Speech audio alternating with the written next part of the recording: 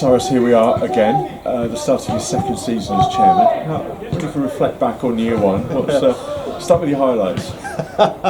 Highlights have to be Oldham Athletic. I mean, I think for all the grief you get throughout the year, that we all live for that one moment. And Oldham away, to see everyone's faces, the players, the management, staff, supporters, it's priceless. So that for me, and it's days like that people take with them to their grave, and you know, that's why we do it. So that was fantastic. You went through a lot last season.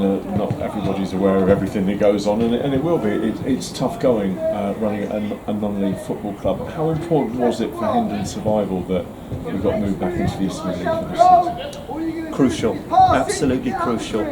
As always alluded to, the travel in the Southern League is getting further and further. Prices going up. For everything, for petrol, coach companies want more, obviously, they're running businesses as well.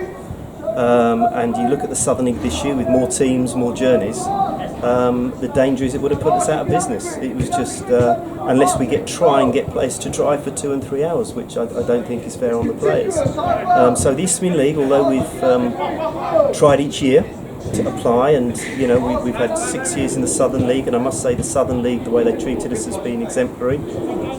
It feels like coming home to this Eastern League, and having clubs where we're sort of around the M25, journeys might take 30 minutes. It's a joy for us. So you know, reduced travel helps with the budget, reduced petrol, players can drive, all of that helps. And as I think Lee alluded to in his interview as well, that you know, having supporters travel, I mean, it's very hard. We mentioned, you know, Plymouth, Tiverton, when they come here through no fault of their own, few supporters. Here we're looking at, you know, each club, local, bringing supporters. It's exciting, new clubs. So hopefully there's a bit of momentum at the beginning of the season. But yes, moving to the Eastern League, you know, there was a big mixture of punching the air and a sigh of relief. Financial benefits, as you said, coming back into the Eastern League are enormous.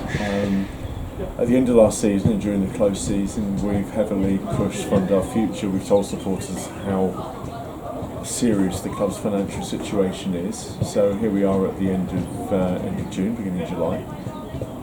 Total so far?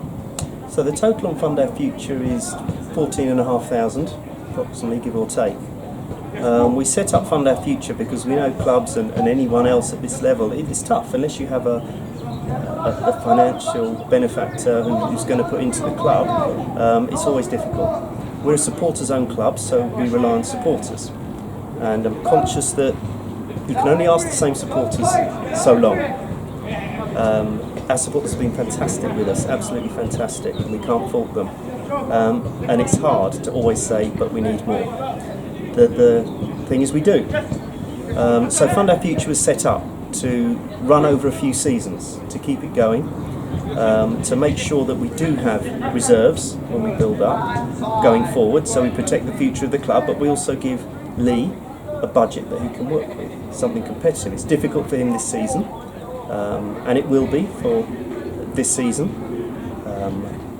until we get other money coming in, but the management team enjoy it here. I think we're a well-run club, but with anything, you look in the summer, so many clubs folding, you read on Twitter and social media how tough it is for clubs to keep going and drop down divisions, and you know, you read it every week and it's heartbreaking. But the job here of myself and the Trust Board is to make sure there's a club here for years to come, and that means we're going to have to make tough decisions with the finances. We want to stay at this level, step 3, because I think as a club where we are, I think we need to be at this level.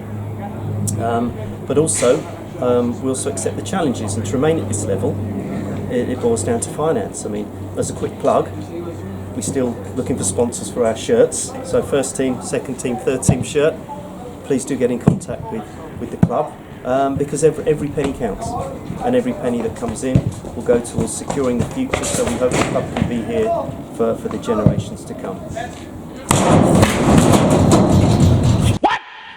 The club might be here, but you might not be. So you mentioned, of course, how tough it's going to be financially, but your expectations for this season? Expectations for this season?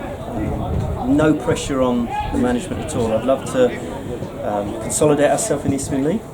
Mid-table, I'll be happy, bottom third even, not fast. I want to consolidate. We want to build up off the pitch, get our finances in place, and sometimes in life, achieving a long-term goal, sometimes you've got to take a step back to take a step forward. You can't always, life isn't always every rung on the ladder, and every year you've got to go up the ladder. Sometimes you can go sideways, sometimes you can take a rung back, then to go two forward. So I believe that it's a journey, it's not a sprint. So for me, like last year I joked at the beginning my first season was mid-table mediocrity. Take away the pressure of the year before when we nearly went down on the last day and the hassle of that. So yeah, no pressure. Obviously, like anyone, I'd love a good FA Cup run. That's really important to the club financially. The FA Trophy was great to us last year as well. So there's no pressure. We want to consolidate.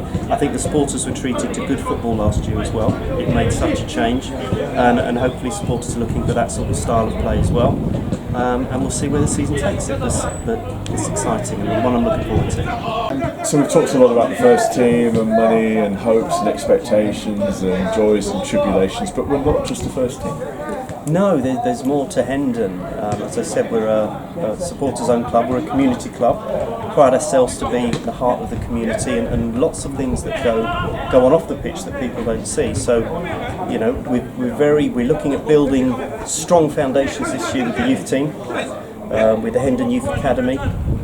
We have various different teams here, the things that go on in the clubhouse, dementia, last year Irish dancing, mental health. It's all so important. And it's really important that people who are struggling in life on a Saturday, sometimes this is their social part of their whole week. And it's important they come here, they can relax, sit in the bar and talk to other human beings, which in the week a lot of them may not get. So working with the various stakeholders, going back, you mentioned the first year, what did I learn? I learned that stakeholders keep coming out from everywhere. There's so many. And it's trying one of the hardest things is trying to manage all the different groups.